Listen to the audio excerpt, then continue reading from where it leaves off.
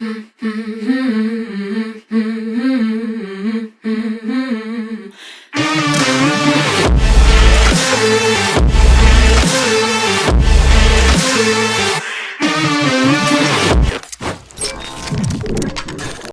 and welcome to Board Game Bonkers. I'm JC, and today we're going to be taking a look at Raptor, which is a two-player game.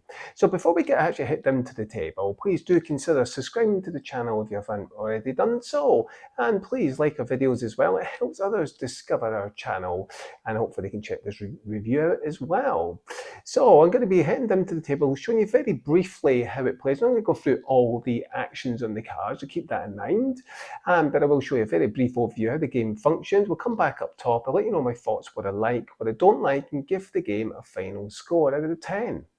In Raptor, the game will be set up like this. There are two different factions. You have the Raptors and you have the Scientists. Players will choose one of the two sides. They'll take their player board here, which is a handy reference sheet. I'll go through that in just a second. The Raptors will be set up like this. You place the mother Raptor in the middle and baby Raptors surrounding them. Rocks will be placed in spaces that do not have a circle. And then the scientists will place two scientists on either side, and it could be in any of the circles along these edge spaces. One thing to note, any future scientists coming onto the board must come from the long edge side, so anywhere in only these circles or the other side, as the example just shown. Each player will have a deck of cards. So on a player's turn, they will draw up to 3. They will shuffle the deck, draw up to 3. They'll look at their hand and will choose one of the cards to play. Both players will simultaneously pick a card to play. So for example, we have initiatives on the top of the card and we have abilities. So let me just explain some of these abilities and some of the action points before we go into an actual reference of how to play the game. So if we look at a player board, we have action points. So each player have their own individual action points in this example, which is a Raptor. So the baby Raptor can move to a neighbouring space, and simply that is moving a baby Raptor to here. The mother Raptor can move across as long as there's no obstacles in a straight line. So for example, there's an obstacle here, so the mother Raptor can't move. If the baby Raptor is here, the mother Raptor can move here, any number of spaces up to that point, or perhaps they can move less than that number of spaces. So it's quite flexible. That'd be one action point. This would be two action points, for example. The mother can kill a scientist in a neighbouring space. So for example, if the mother Raptor was here, the mother Raptor can then kill the scientist, and that's removed from the board. Other actions that you can do is the mother Raptor can remove a fire token from a neighbouring space, as well as adjacent fire tokens connecting it. So these are fire tokens that the scientist will be able to put out on the board. So for example, if I was here, I'd be able to take that one out, and because that was adjoining, I'd be able to take that one out because it was a neighbouring fire tile. And that's those actions. Let's have a look at the scientists. So with the scientists, they're very similar. So the scientist can move onto a neighbouring space. That's one space. The scientist can set back up if it's been frightened. So frightened essentially is if it was an action to frighten.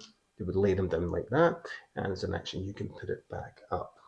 The scientist can also capture a sleeping baby. So for example, you can stun the baby Raptor. So that simply stun will just be put down like that. It's important to note the same scientist can also capture as well as stunning or shooting a Raptor. That's a baby Raptor. So another scientist would need to come in and would then be able to capture, which then you would take and place onto your sheet here to show how many Raptors you captured.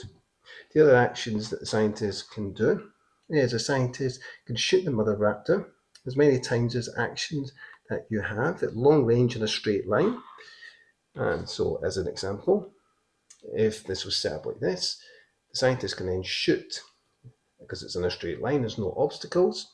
If there was a baby Raptor here, because the baby Raptor is small, you can still shoot above because it's too small, it's not blocking your line of sight. And that's essentially some of the basic actions. So how does all this work? So we'll go back to a deck of cards. You have initiative. So let's say the green player plays this card, the number 3. Let's just say the orange player has 3 cards, and that's the 3 cards. And let's just say I play this card. We'll look at the initiatives, and the one with the lowest initiative will carry out the ability of the card. The one with the highest initiative will carry out action points. That's action points we went through on the player reference sheet. And we'll compare the difference, and that's the number of action points you'll get. So in this case, 3 minus 2 is 1. So the green player will get 1 action point only, which to be able to take, and they'll look at their player reference sheet here and choose one of the actions to take. And the orange player will take the special ability. So in this case, this is bringing in 2 reinforcements. So I could put 1 there, and I could put 1 there, for example. Obviously, I wouldn't do that because I'm next to the Raptor. And this player will be able to carry out the 1 action point that they've got. So in which case I might look at my player board, and I may, for example, I can move a baby raptor to a neighbouring space. I may move a baby raptor 1 space. Now I'm trying to get my baby raptors to the edge here, so it's wise to try and move towards there as best you can. So if a player plays the same card, so let's just say in this example we both play this, we'll play them face down, so we won't know what's been played, we'll reveal them simultaneously, and if they were matching they would cancel each other out because the initiatives are the same. They go to a discard pile, and then we draw back up to 3 cards, we'll look at the 3 cards, we'll choose 1 card to play. In this case we'll look at our deck again, and let's just say I play this card. Let's just say the orange player's deck is this card. So the scientist will have a look, and let's just say I play this.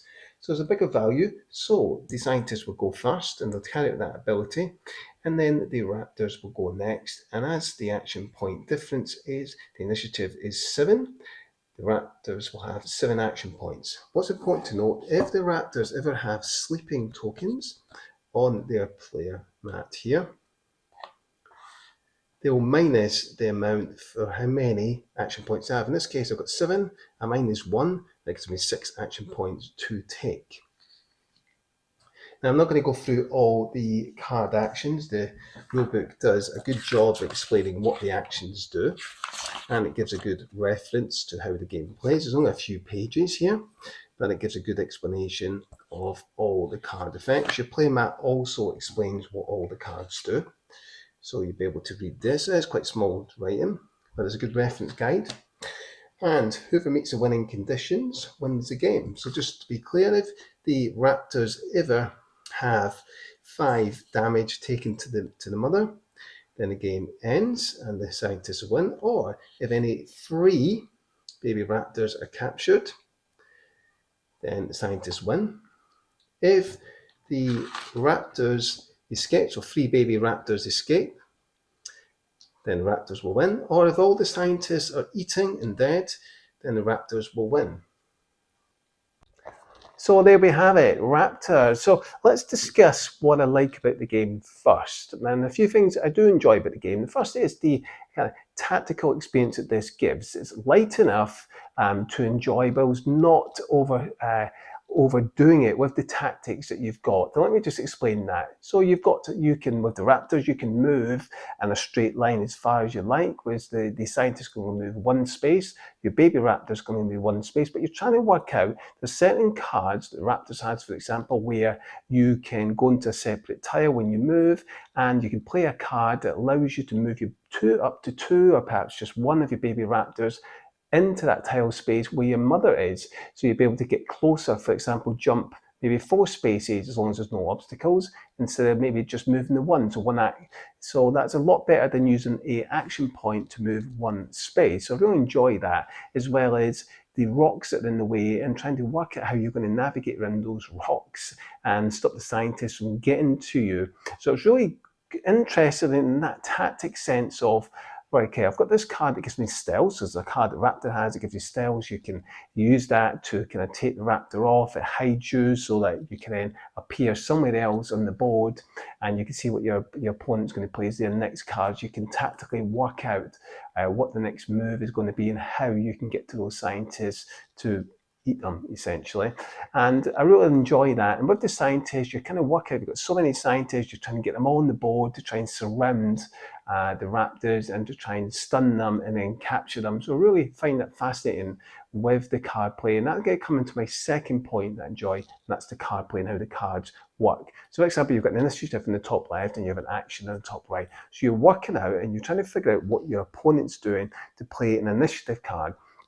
So do I want the action points? Because I want quite a few action points. Whatever I do, I'm going to play a high card.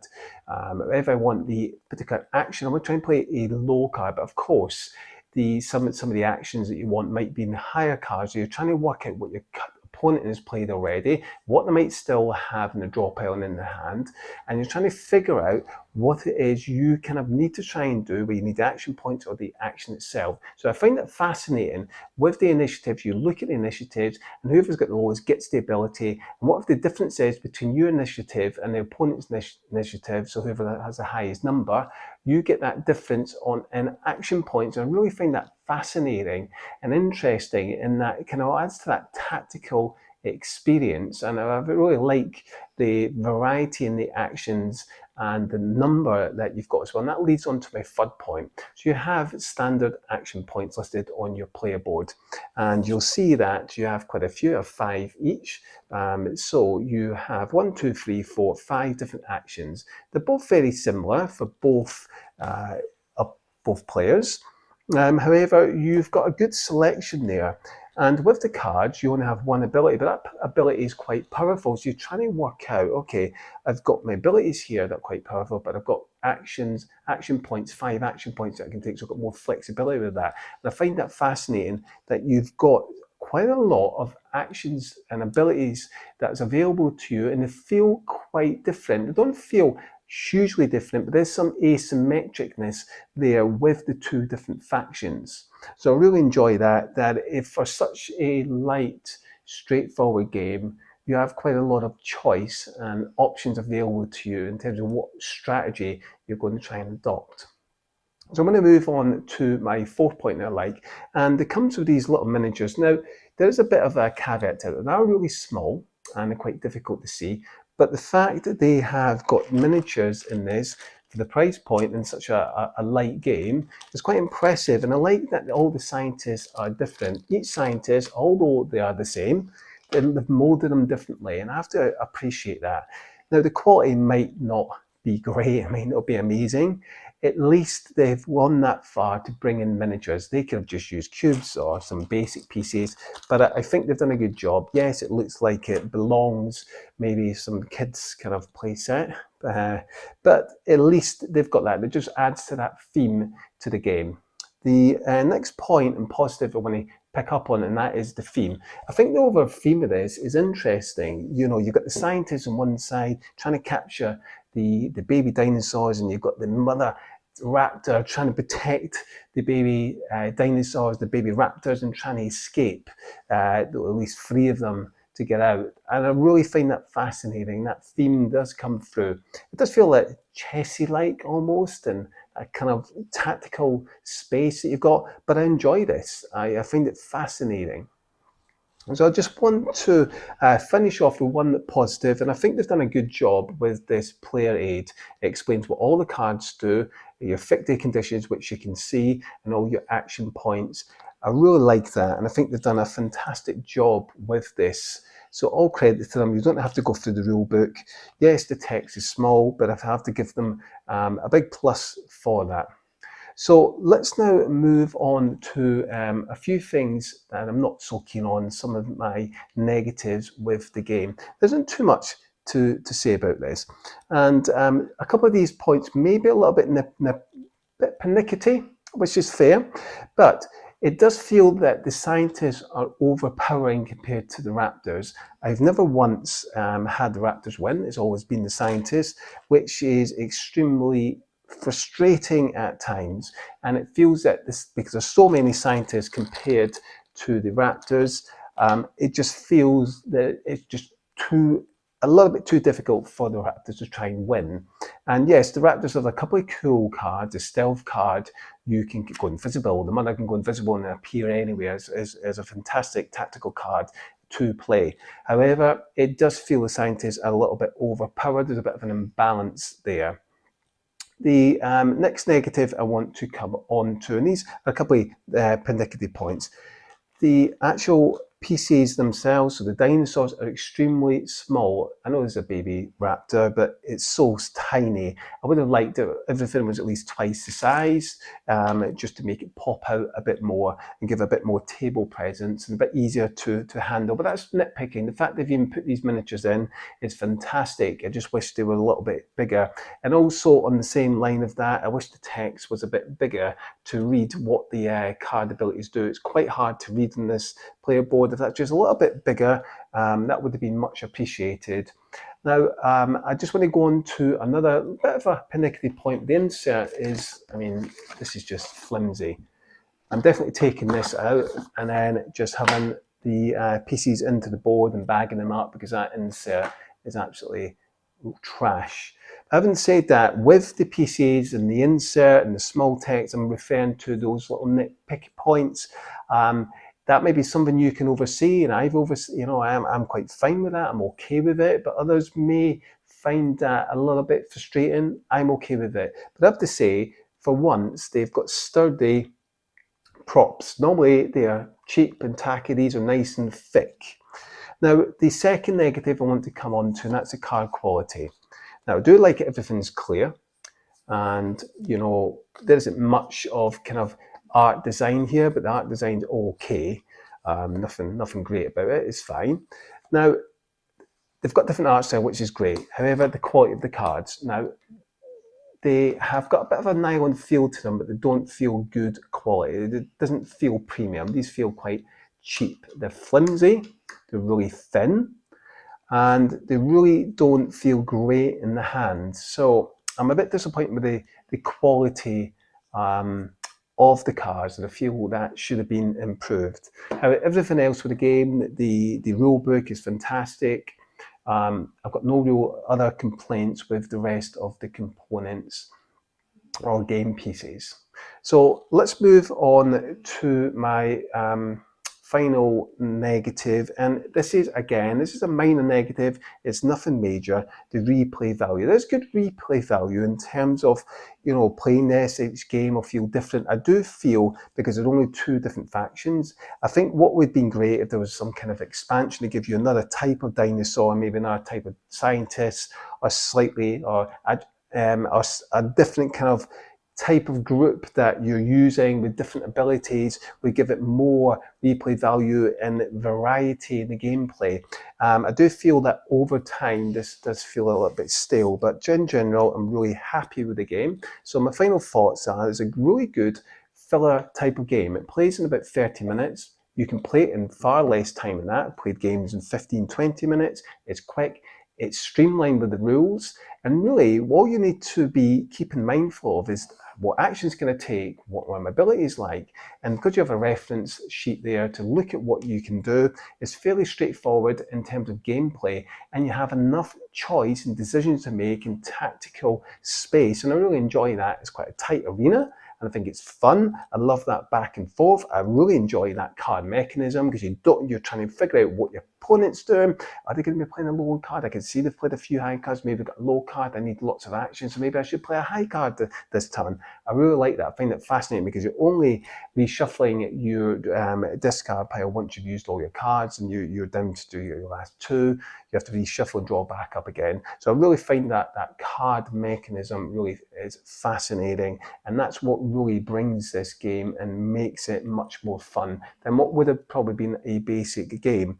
But I enjoy this. I've had fun, and I like how quick it is. It's a good game to play as a filler, or perhaps a game that you're looking to burn off a few 15-20 minutes, and you want a quick game before you bring out that epic big game. This is definitely one that's worth checking out. I'm going to be giving this a 7 out of 10. I really enjoy this. It's a good 2-player game. It's solid, but I think a lot of people enjoy this. I can't see many complaints about it. They've done a good job, and it is a lot of fun. How long it'll stay in people's collections, I don't know. Perhaps it might feel a bit samey over time, but I like this game. For the time being, I'm enjoying it, and I'm going to keep it in my collection. Thanks so much for watching. You're watching Board Game Bonkers. I'm Jay Sears. Until next time, take care.